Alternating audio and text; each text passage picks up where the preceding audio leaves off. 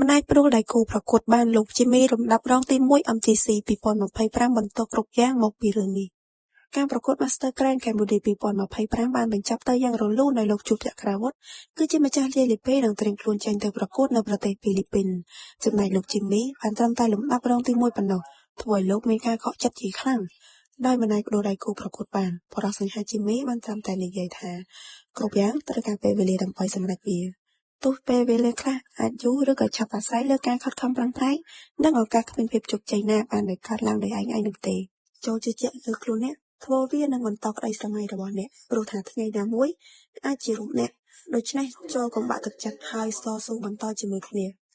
លោកជីមីហាក់មិនអស់ចិត្តឡើយចំពោះការប្រកួត Master Grand Cambodia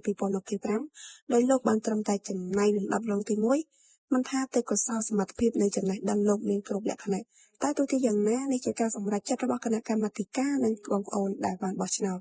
អ្វីតែបរាជ័យក្នុងការប្រកួតបរោះឯកនេះក្តីលោកជីមីនឹងចូលរួមប្រកួតប្រជែងក្នុងវិស័យបរោះឯកជាថ្មីម្ដងទៀតនៅពេលណាមួយដោយរំពឹងថាខ្លួននឹងអាចក្លាយជាម្ចាស់ជាលិភេពីកម្មវិធីណាមួយដើម្បីសម្រេចបំណងប្រាថ្នារបស់ខ្លួនលោកជីមីមិនត្រឹមតែជាតារាបង្ហាញម៉ូដលលេចធ្លោប៉ុណ្ណោះទេលោកក៏ជាតារាសម្ដែងដ៏ល្បីឈ្មោះផងដែរពីព្រោះលោកមានរូបរាងនិងមុខមាត់ស្រស់សង្ហាមិនចាញ់តារាបរទេសឡើយ